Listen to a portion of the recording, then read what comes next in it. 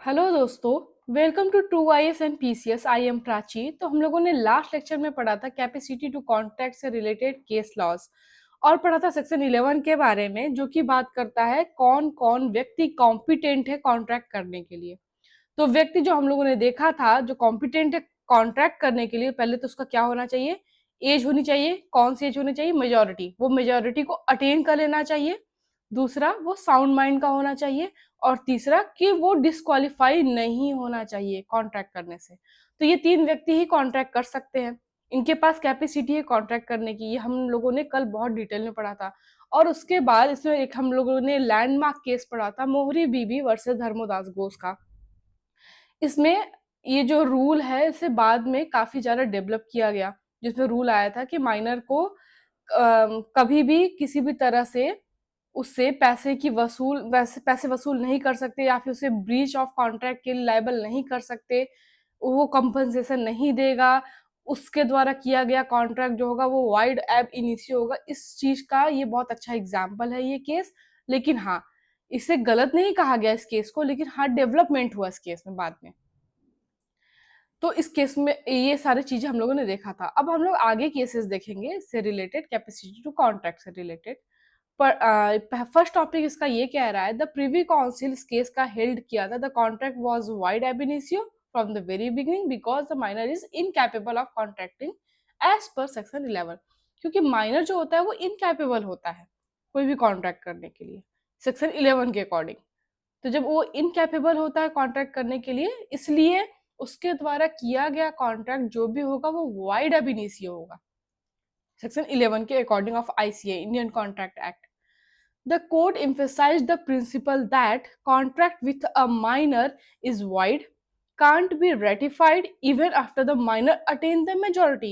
ये देखिए, ये जो पॉइंट है ना, ये क्या कह रहा है कि माइनर, जो माइनर है, अगर वो 17 साल 17 years एंड 11 month का है, 17 years 11 months का है कोई माइनर, ठीक है, इसके द्वारा कोई कॉन्ट्रैक्ट में इंटर किया गया, 11 month का है, इसके द्वारा कॉन्ट्रैक्ट में माइनर के द्वारा एंटर किया गया। अगले ही 1 महीने बाद, 1 महीने बाद या अगले ही दिन, हम ये कर लेते हैं, एक दिन वो, केवल एक दिन माइनर था, अगले ही दिन वो मेजर हो जाता है, वो 18 years का हो जाता है, ठीक है, अगले ही दिन वो 18 years का हो जाता है। तो अगर जो कॉन्ट्रैक्ट किया गया था वो एक दिन अगर पहले किया गया था और उसके द्वारा एक दिन पहले साइन किया गया था, इसमें जो डेट डाला था उस समय वो 17 years and 11 months का था, अगर वो माइनर, या 17 years 12 months का एक दिन कम था, तब ना वो 18 years का होगा।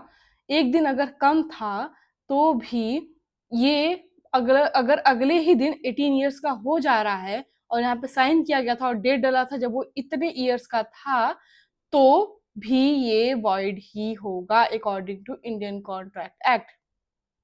बाद में इसका मतलब ये नहीं होता कि बाद में जब वो मेजर हो जाएगा तो उस कॉन्ट्रैक्ट को वाइड नहीं कहा जाएगा, तब भी वो वाइड ही रहेगा अनलेस एंड अनटिल वो नया कॉन्ट्रैक्ट करे और उस कॉन्ट्रैक्ट को परफॉर्म करे जब वो 18 का हो जाए। जब उसका एज 17 years 12 months का था और उस दौरान उसके द्वारा कोई कॉन्ट्रैक्ट किया गया था, तो उसके मेजर होने के बाद भी वो कॉन्ट्रैक्ट वॉइड ही माना जाएगा। यही इस कोर्ट में ये इम्फेसाइज किया गया था, इस प्रिंसिपल को दिया गया था इस केस में। कोर्ट ने इस चीज को एम्फेसाइज किया था, the court emphasize the principle that a contract with a minor is void.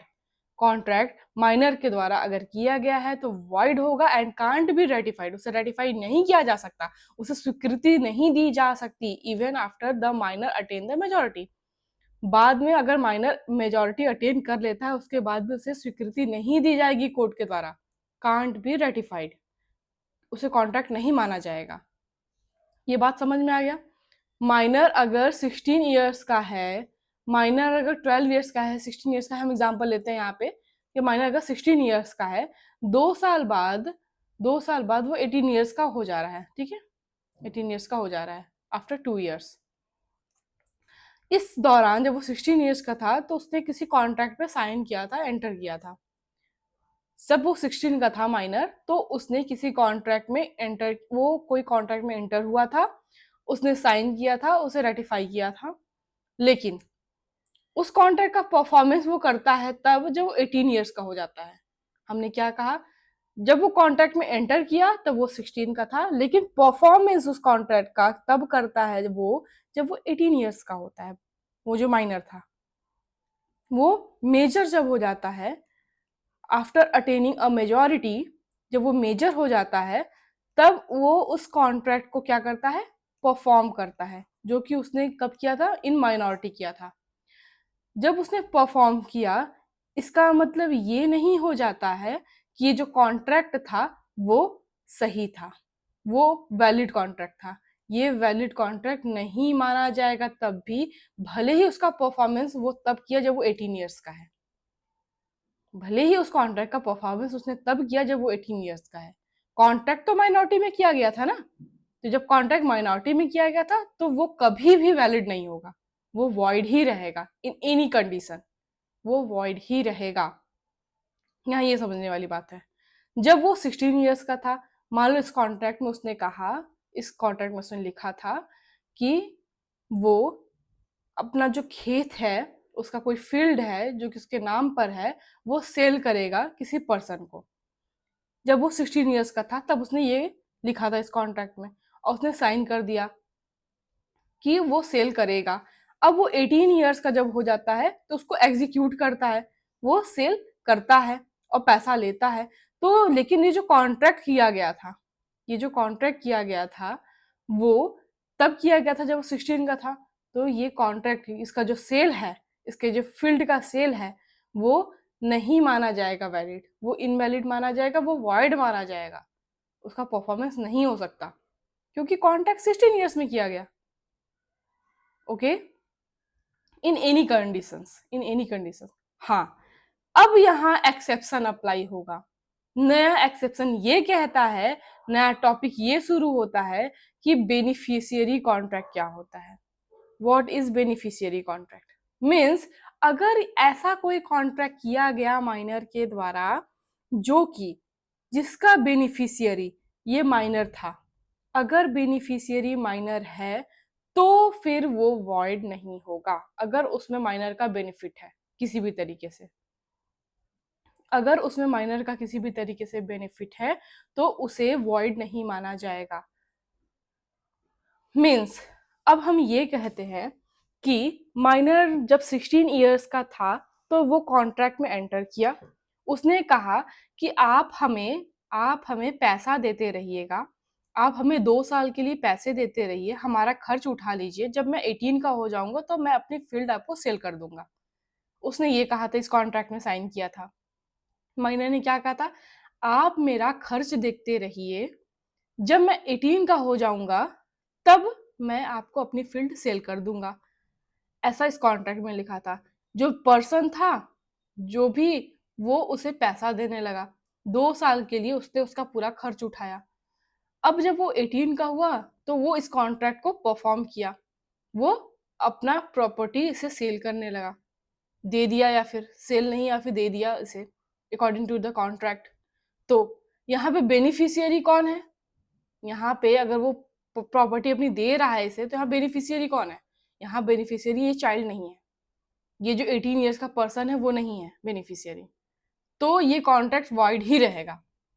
लेकिन अब अगर बेनिफिशियरी चाइल्ड को बनाते हैं, अब अगर इस बेनिफिशियरी चाइल्ड को बनाते हैं और ये कहते हैं कि चाइल्ड को ये प्रॉपर्टी अगर जाती, अगर ये प्रॉपर्टी चाइल्ड को जाती किसी और पर्सन के द्वारा कॉन्ट्रैक्ट में जिसमें चाइल्ड इंटर किया था, तो ये कॉन्ट्रैक्ट वॉइड नहीं होता। अगर ये प्रॉपर्टी चाइल्ड को जाती, चाइल्ड को बेनिफिट मिलता है इस प्रॉपर्टी से, तो ये कॉन्ट्रैक्ट वॉइड नहीं होता। अब हम यहाँ इसे पढ़ते हैं और अच्छे से समझते हैं कि हम कहना क्या चाह रहे हैं। अभी भी आपको इस एग्जाम्पल से समझ इसे अच्छे से नहीं आया होगा ये बात, क्योंकि ये बहुत सारे टॉपिक्स मिक्स हो रहे हैं यहाँ पे। अब हम इसे अलग से आपको बता देते हैं एक बार, बेनिफिशियरी कॉन्ट्रैक्ट क्या होता है। A contract made for the minor's benefit is not void. अगर कॉन्ट्रैक्ट किया जा रहा है, किसके बेनिफिट के लिए? माइनर के बेनिफिट के लिए। इवन माइनर के द्वारा ही किया जा रहा है। अगर बेनिफिट किसका है? माइनर का है, तो वो वॉइड नहीं होगा। There is nothing in contract act to prevent an infant from being the promisee.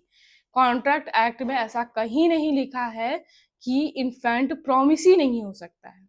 वो प्रोमिसी हो सकता है, प्रोमिसी वो हो सकता है। वो प्रपोजल एक्सेप्ट, इसका मतलब प्रोमिसी का मतलब क्या? कि वो प्रपोजल का एक्सेप्टेंस कर सकता है, तब जब उसके बेनिफिट के लिए हो, जब उसके बेनिफिट के लिए हो। अगर उसके बेनिफिट के लिए प्रपोजल का एक्सेप्टेंस होता है और वो प्रॉमिसी बनता है, वो कॉन्ट्रैक्ट में इंटर करता है, तो वो कॉन्ट्रैक्ट वॉइड नहीं होगा जिसमें माइनर का बेनिफिट होगा। यहाँ तक क्लियर होगा आपको कि बेनिफिशियरी कॉन्ट्रैक्ट क्या होता है। अब इसे हम लोग समझते हैं एक केस लॉ से। राज रानी वर्सेस प्रेम अदीब का केस है 1948 का। राज रानी वर्सेस प्रेम अदीब का केस है 1948 का। इसमें ये देखिए, जो प्रेम अदीब है ये एक फिल्म डायरेक्टर है। ये बहुत फेमस फिल्म डायरेक्टर है। इनका इमेज मैंने लगा के रखा है ताकि आपको समझ में आए, याद हो जाए आपको इमेज। हम इमेज इसलिए यूज करते हैं किसी भी पीडीएफ में, ताकि अगर हम कोई केस लॉज या कोई टॉपिक पढ़ा रहे हैं, तो अगर उससे रिलेटेड कभी क्वेश्चन आए या कहीं वो टॉपिक पूछा जाए, तो ऑटोमेटिकली आपके माइंड में ये इमेज आ जाए कि हाँ वो इमेज इससे रिलेटेड था। तो इमेज देखने से कोई भी चीज जल्दी मेमोराइज होती है, इसलिए इमेजेस का यूज करते हैं इसमें। इस केस में ये जो प्रेम अदीब है ये डायरेक्टर थे, ठीक है। इस हुआ ये था इस केस में, the plaintiff a minor was allotted by a defendant a film producer a role in a film. हुआ ये कि एक इन्होंने माइनर को फिल्म के लिए, एक फिल्म बना रहे थे, इसमें रोल के लिए माइनर को अलॉट किया। ये प्रोड्यूसर थे, डायरेक्टर थे, जो भी थे। इसमें माइनर का एक रोल था, उसके लिए अलॉट हो गया minor. The agreement was made with her father. उस माइनर के फादर से एग्रीमेंट हुआ था इनका, इनका प्रेमदीप जी का जो ये प्रोड्यूसर थे फिल्म के। उसके माइनर्स के फादर से इनका एक एग्रीमेंट हुआ था कि हाँ हम आपके बच्चे को फिल्म में कास्ट करना चाहते हैं, फिल्म में रोल देना चाहते हैं। तो एग्रीमेंट हो गया था, एग्रीमेंट वॉज मेड, हो गया था। The defendant ultimately allotted that role to the another artist। ठीक है, उनको कोई अच्छा मिल गया होगा, उससे अच्छा एक्ट करने वाला, तो उन्होंने ये सोचा कि माइनर्स माइनर से अगर रिलेटेड कोई भी कॉन्ट्रैक्ट होगा तो वो तो वॉइड ही होता है। तो उन्होंने अच्छा आर्टिस्ट कोई दिख गया तो उसका रोल किसी और को दे दिया, उस माइनर का रोल किसी और को दे दिया, and terminated the contract with a plaintiff's father. और उन्होंने वो पुराना जो कॉन्ट्रैक्ट उन्होंने किया था, जो भी एग्रीमेंट किया था, उसे हटा दिया कि हम इस कॉन्ट्रैक्ट एग्रीमेंट को नहीं मानते हैं, हमने किसी नए को रोल दे दिया है, अब वही रोल करेगा हमारे पिक्चर में। Held that neither the plaintiff nor her father could sue on the promise if it was contract with the plaintiff, the minor, it was a nullity. If it was a contract with a father, it was void for being without consideration। अब यहाँ देखिए, यहाँ mode, अगर उस बच्चे का, वो जो माइनर लड़की थी जिसे इन्होंने रोल देने का वादा किया था, मिस्टर प्रेम अदीप जी जो प्रोड्यूसर थे उस फिल्म के, अगर उन्होंने उस बच्ची के साथ जो कॉन्ट्रैक्ट में इंटर किया या उसके फादर के साथ इंटर किया, अगर उसने कोई कंसिडरेशन होता, पहली बात तो ये कंसिडरेशन था नहीं, तो अगर कोई कंसिडरेशन होता तो फिर ये वॉइड नहीं होता। एक तरीके से ये वॉइड नहीं होता क्योंकि ये बच्चे के बेनिफिट के लिए था। बच्चे के बेनिफिट के लिए अगर होता और कंसिडरेशन भी दिया गया होता, तो शायद इस कॉन्ट्रैक्ट को वॉइड करार नहीं किया जाता। इन्होंने बच्चे के जो फादर थे, माइनर के जो फादर थे, उन्होंने किसी भी तरह का कंसिडरेशन नहीं दिया था। किसको? मिस्टर प्रेमदीप जी को। तो जब कंसिडरेशन नहीं दिया गया, तो फिर कौन सा contract? Without consideration there is no contract. हम लोगों ने भी पढ़ के रखा है इस चीज को। कंसिडरेशन के बिना कोई भी कॉन्ट्रैक्ट नहीं माना जाएगा। तो इसे इन्फोर्स नहीं कराया गया बिकॉज कंसिडरेशन वहां पे लैक था, लैक ऑफ कंसिडरेशन था। अगर कंसिडरेशन मौजूद होता तो शायद उस माइनर को रोल मिल जाता, क्योंकि उसके बेनिफिट के लिए था, उसके बेनिफिट के लिए था, इसलिए इस केस का जो बेनिफिशियरी का जो प्रिंसिपल है वो इस केस पे अप्लाई नहीं हो पाया, because there was no consideration. अगर कंसिडरेशन होता तो बच्चे को बेनिफिशियरी का लाभ मिलता और उसे रोल मिलता केस में, और इस कॉन्ट्रैक्ट को इन्फोर्स कराया जाता। तो ये अच्छा एग्जाम्पल था राज रानी वर्सेस प्रेमदीप का। इसमें एक और केस है, श्रीकाकुलम सुब्रमण्यम वर्सेस कुर्रा सुब्बा राव का एक केस है, जो कि ये लैंडमार्क केस तो नहीं है, लेकिन ये लैंडमार्क केस था राजा रानी वर्सेस प्रेम अदीप का, ये लैंडमार्क केस था। ये जो केस है ये केवल समझाने के लिए है, ताकि समझ में आ जाए ये टॉपिक बेनिफिशियरी वाला प्रिंसिपल क्या कहता है। तो इस केस में ये हुआ, in order to pay off the promissory note and the mortgage debt of his father, the minor and his mother sold a piece of land to the holders of the promissory note in satisfaction of the note, and he was also able to pay off the mortgage debt and regain position of the land. इस case में ये हुआ था कि ये माँ और इनका जो बेटा है, ये दोनों, इनके पिता जो छोड़ के चले गए हैं या नहीं रहे हैं, जो भी कंडीशन हो, इनके पिता ने कोई डेट लेके रखा था, कोई उधार लेके रखा था। उस उधार को चुकाने के लिए इन्होंने अपनी एक जमीन को सोल्ड किया, अपनी जमीन को, और एक उसको मॉर्टगेज किया, बेसिकली उसे मॉर्टगेज किया और कुछ उधार उससे चुकता हुआ, और ये कहा कि आप इसे अपने पास रखे रहिएगा इस जमीन को, जब हमारे पास पैसा आ जाएगा, क्योंकि हम चुका सकते हैं, जब हमारे पास पैसा आ जाएगा तो हम अपनी जमीन वापस ले लेंगे। ऐसा कॉन्ट्रैक्ट करके वो एंटर किए, और दोनों माँ और बेटे, माइनर था, बेटा माइनर था, इस दोनों कॉन्ट्रैक्ट में गए। उसके बाद afterwards the minor brought an action to recover back the land. Minor ने कहा कि जो भी हमने लैंड दिया है आपको एज अ मॉर्टगेज, अब हमें वापस चाहिए, वो हमें वापस चाहिए। क्यों? क्योंकि हम माइनर हैं और मेरे साथ कॉन्ट्रैक्ट नहीं हो सकता। ये कह के वो वापस मांगने लगा अपना land. Lord Morton held that section 11 and Mohri Bibi case leave no doubt that minor can't contract, and if the guardian had taken no part in this transaction it would have been void।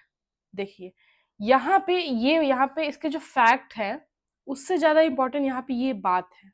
ये बात कह रहा है Lord Morton के द्वारा कहा इस case में, कि जो सेक्शन 11 और मोहरी बीबी का जो केस है, सेक्शन 11 और मोहरी बीबी का जो केस है, वो कोई डाउट नहीं छोड़ रहा है that a minor can't contract, and कि माइनर कॉन्ट्रैक्ट नहीं कर सकता। सेक्शन 11 में भी यही बात कहा गया है और मोहरी बीबी के केस में भी यही बात कहा गया है कि माइनर कभी भी कोई कॉन्ट्रैक्ट में एंटर नहीं कर सकता, and if the guardian had taken no part in this transaction it would have been void। Means अगर गार्जियन, अगर माइनर अकेले, अगर माइनर, ये माइनर बच्चा जो है ये अकेले किसी कॉन्ट्रैक्ट में एंटर किया होता तो वो कॉन्ट्रैक्ट क्या होता? वॉइड होता। लेकिन अगर इसकी कोई गार्जियन या इसकी मम्मी जो है, इन्होंने साथ में इसके साथ कॉन्ट्रैक्ट में एंटर किया, माइनर के साथ इसकी माँ ने कॉन्ट्रैक्ट में एंटर किया, तो if the guardian had no part in this transaction it would have been void। अगर पार्ट नहीं होता तो void होता, अकेले अगर किया होता ये माइनर, लेकिन इसकी माँ ने भी कॉन्ट्रैक्ट में एंटर किया है इस बच्चे के साथ, तो ये void नहीं हो सकता, ये void नहीं होगा। यहाँ terms and conditions are apply, क्योंकि एक गार्जियन भी है इस माइनर का, माइनर का गार्जियन भी है जो कि कॉन्ट्रैक्ट में इसके साथ एंटर कर रहा है, but the contract being for the benefit of the minor, ये जो कॉन्ट्रैक्ट था ये माइनर के बेनिफिट के लिए था, and within the power of the guardian was held to be binding upon him. और यहाँ पे गार्जियन का जो पावर था वो भी अप्लाई हो रहा था इस केस में, मतलब गार्जियन की सहमति से सब कुछ हो रहा था, और किसके बेनिफिट के लिए हो रहा था? माइनर के बेनिफिट के लिए हो रहा था। इसलिए ये जो कॉन्ट्रैक्ट हुआ वो बाइंडिंग हुआ और इस कॉन्ट्रैक्ट को अप्लाई किया गया, इसे ब्रीच नहीं माना गया, इसे वाइड नहीं माना गया, इसे वॉइड नहीं माना गया। इस केस के फैक्ट से इंपॉर्टेंट इसका ये बात है जो कहा गया कि सेक्शन 11 और मोहरी बीबी का केस दोनों ये बात को क्लियर कर देते हैं कि कॉन्ट्रैक्ट में अगर माइनर अकेले एंटर करता है तो वो कॉन्ट्रैक्ट वॉइड होगा। यहां तक क्लियर है बात। उसके बाद लेकिन अगर माइनर के साथ उसका कोई गार्जियन है और दोनों साथ में एंटर कर रहे हैं किसी कॉन्ट्रैक्ट में, तो वो कॉन्ट्रैक्ट वॉइड नहीं होगा। वो कॉन्ट्रैक्ट वॉइड नहीं होगा। Second thing is the contract was for the benefit of the minor. वो कॉन्ट्रैक्ट बेनिफिट के लिए था, किसके? माइनर के। माइनर के अगर बेनिफिट के लिए था तो भी उसे वॉइड नहीं माना जाएगा। उस कॉन्ट्रैक्ट का ब्रीच नहीं होने दिया जाएगा। उस कॉन्ट्रैक्ट को वॉइड नहीं किया जाएगा। ठीक है। तो जो भी मॉर्टगेज से रिलेटेड इनका जो भी कॉन्ट्रैक्ट था, जो भी इन्होंने प्रॉपर्टी सेल की या मॉर्टगेज के लिए दी, उस कॉन्ट्रैक्ट को वॉइड नहीं करार किया गया और माइनर के बेनिफिट के लिए उसे एग्जीक्यूट कराया गया। ठीक है। In India minority is fact not a right. Minority क्या है? एक फैक्ट है। कोई बच्चा अगर छोटा है तो इसे फैक्ट माना जाता है, ये उसका राइट नहीं होता। ये उसका राइट नहीं होता ना, राइट जैसा ट्रीट नहीं किया जाता, उसे एक फैक्ट माना जाता है। ये इससे रिलेटेड क्वेश्चन आ सकता है, इस पॉइंट से रिलेटेड। इससे रिलेटेड कई टाइप के क्वेश्चन आ सकते हैं, जैसे एमसीक्यू में, बेसिकली एमसीक्यू में, कि माइनॉरिटी इन इंडिया में माइनॉरिटी क्या है? इंडिया में माइनॉरिटी क्या है? As minority. ठीक है, जनसंख्या की बात नहीं हो रही है यहाँ पे। एज माइनॉरिटी क्या है इंडिया में? अगर कोई बच्चा माइनर है तो ये क्या है? एक फैक्ट है जिसे नकारा नहीं जा सकता, एक सत्य है। ठीक है, लेकिन हाँ, इस माइनॉरिटी को उसका राइट नहीं माना जाएगा क्यों माइनर है, एक सत्य है। तो ये एमसीक्यू वाले क्वेश्चंस होते हैं जो कि थोड़ा ट्रिकी होते हैं। इसमें बच्चे कंफ्यूज हो जाते हैं कि हाँ क्या होना चाहिए, कि ये फैक्ट है या राइट है, या राइट होना चाहिए या फैक्ट होना चाहिए, तो थोड़ा कंफ्यूजिंग हो जाता है। तो अगर इस तरह के क्वेश्चंस पहले, इस तरह के टॉपिक से पहले आप डील किए होंगे तो इजी रहेगा सॉल्व करने के लिए। Because right can be suspended. क्यों? क्यों ये राइट नहीं है, क्यों ये फैक्ट है? अगर ये राइट होता तो उसे सस्पेंड किया जा सकता, लेकिन फैक्ट को कभी चेंज नहीं किया जा सकता। फैक्ट को कभी चेंज नहीं किया जा सकता। इसलिए माइनर अगर मेजर भी हो जाता है तो भी उस कॉन्ट्रैक्ट को, भले ही वो कॉन्ट्रैक्ट में एंटर करना चाह रहा है, माइनॉरिटी के बाद जब वो मेजर हो जाता है कोई चाइल्ड और वो कॉन्ट्रैक्ट में एंटर करना चाह रहा है, तब भी कॉन्ट्रैक्ट को इन्फोर्स कराना चाह रहा है, तब भी उसे इन्फोर्स नहीं कराया जाएगा, क्योंकि ये फैक्ट था कि वो उस समय माइनर था जब उसने कॉन्ट्रैक्ट में एंटर किया, क्योंकि ये फैक्ट था। इसे कभी भी नकारा नहीं जा सकता, ये सत्य था।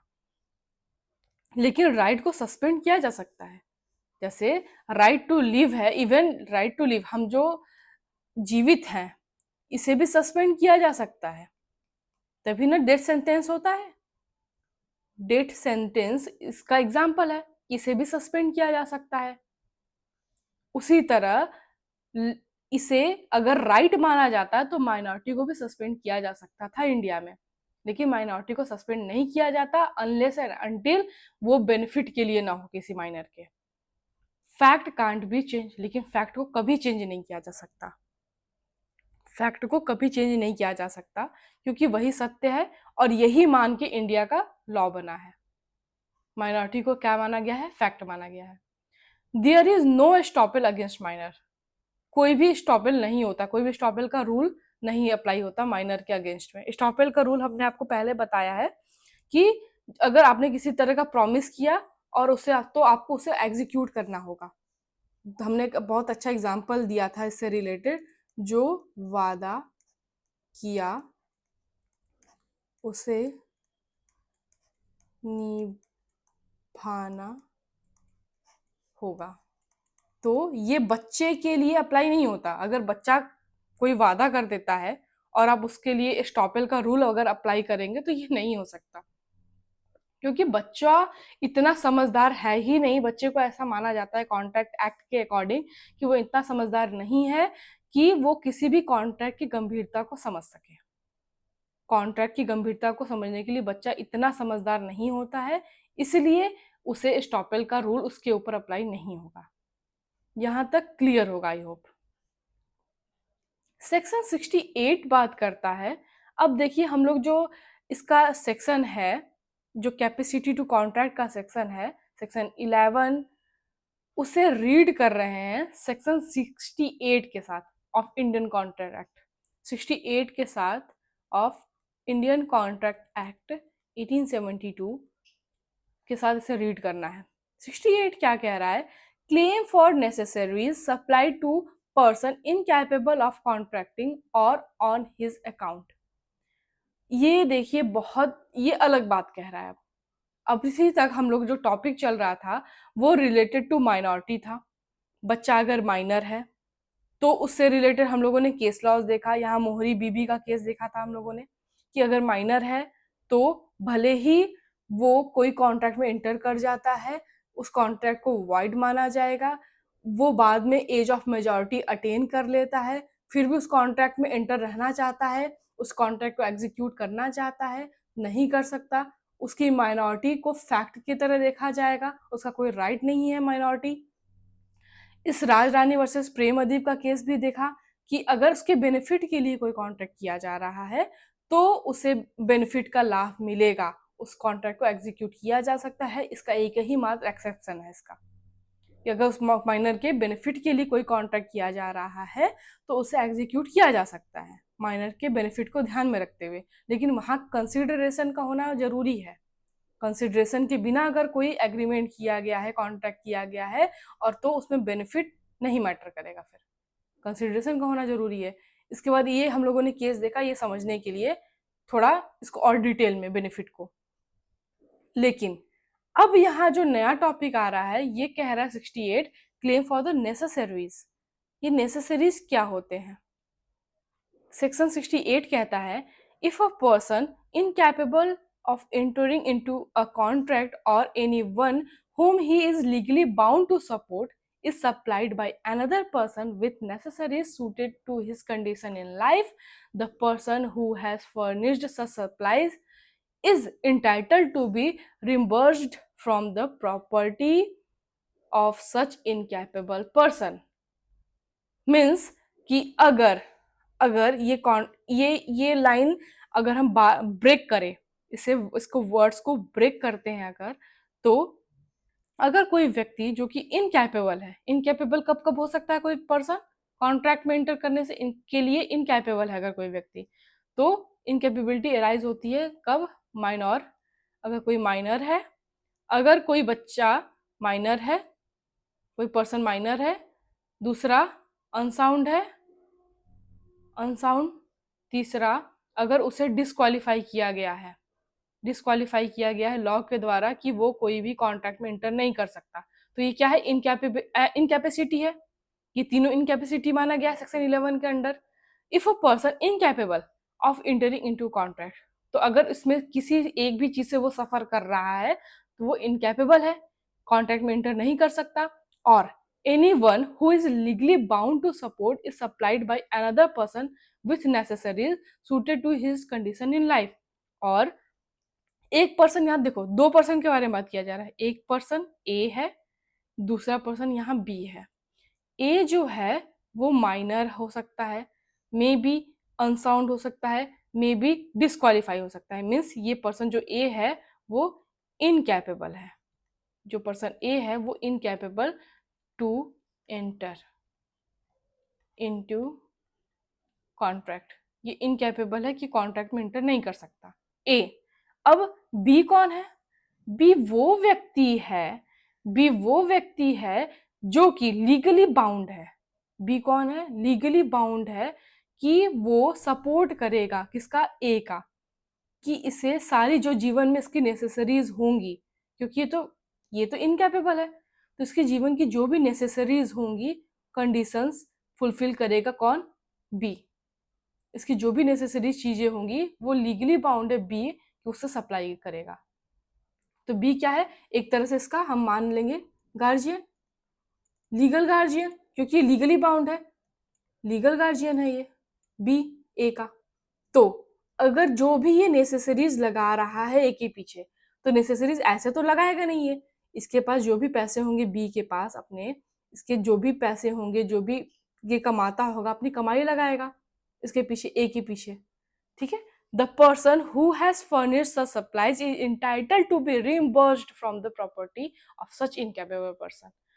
तो ये जो पर्सन है बी, अगर ये अपनी कमाई ए के पीछे लगा रहा है क्योंकि ये इनकैपेबल है, तो वो उस कमाई को वापस ले सकता है, रीइंबर्स कर सकता है, वापस ले सकता है ए की प्रॉपर्टी से, इनकैपेबल पर्सन की प्रॉपर्टी से बी वापस ले सकता है उसे।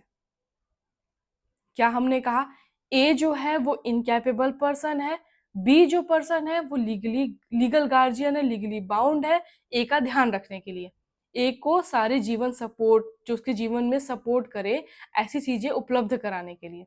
अगर माइनर है तो उसके पढ़ाई का खर्चा, उससे ट्यूशन देने का खर्चा, उसे जो भी जीवन के कपड़े, खाना पीना, ध्यान देना, उसकी जो भी नेसेसरी है उसे फुलफिल कराना, ये बी बाउंड है अगर वो ऐसा कर रहा है। अगर ए अनसाउंड है तो उसकी दवाइयों का खर्चा और भी बहुत सारी नेसेसरी चीजें होती हैं, तो ये बाउंड है ऐसे चीजें करने के लिए ए का। तो लीगली अगर ये बाउंड है ऐसा करने का, इट मीन्स कि अगर अब वो अपना पैसा लगा रहा है इसके पीछे, तो इसे पैसा रिटर्न भी तो मिलना चाहिए बी को। कोई अपना नुकसान करके किसी का ध्यान क्यों रखेगा, बी अपना नुकसान करके ए का ध्यान क्यों रखेगा, तो इसलिए रखेगा क्योंकि वो वापस पैसा ले भी सकता है इसे, कहां से, ए की प्रॉपर्टी से। सेक्शन 68 ये कह रहा है, ठीक है। अब सेक्शन 68 का यहाँ क्या यूज होगा, इस सेक्शन 68 का यहाँ क्या यूज होगा, इस टॉपिक में क्या यूज है सेक्शन 68 का, तो इसके इलस्ट्रेशन से थोड़ा देखते हैं हम लोग, सेक्शन 68 का इलस्ट्रेशन क्या कह रहे हैं। देखिए कोई भी सेक्शन अगर पढ़िए ना, उसके इलस्ट्रेशन को साथ में पढ़ा करिए, वो बहुत जरूरी होता है क्योंकि वो आपको और चीजें अच्छे से समझाता है। और हाँ, इलस्ट्रेशन से क्वेश्चंस भी आते रहते हैं, तो वो जरूरी होता है पढ़ना। बेयर एक्ट का हर एक पॉइंट इंपॉर्टेंट होता है। A supplies B a lunatic with necessary suitable to his condition in life is entitled to be reimbursed from the B's property।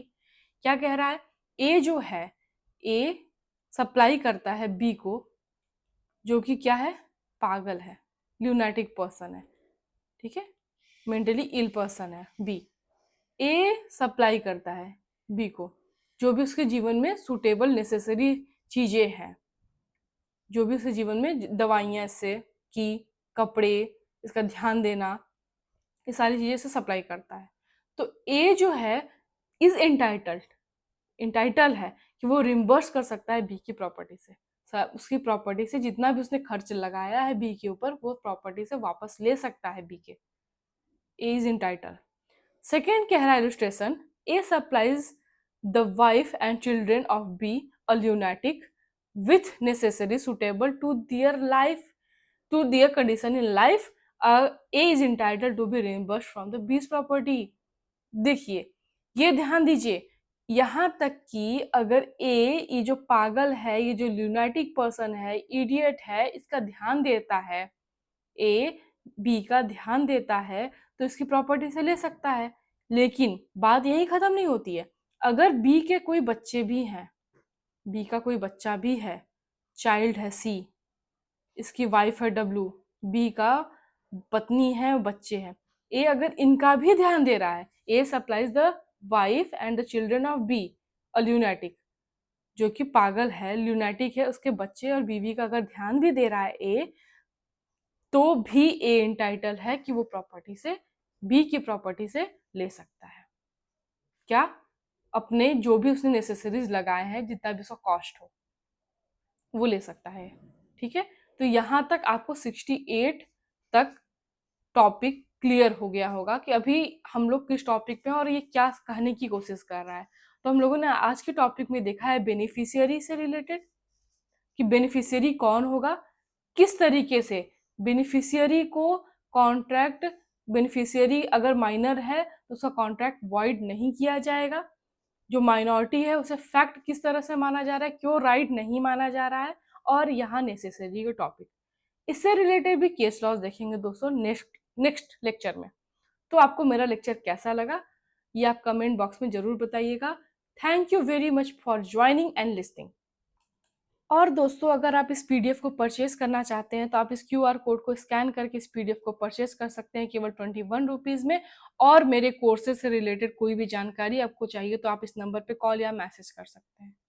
Thank you very much.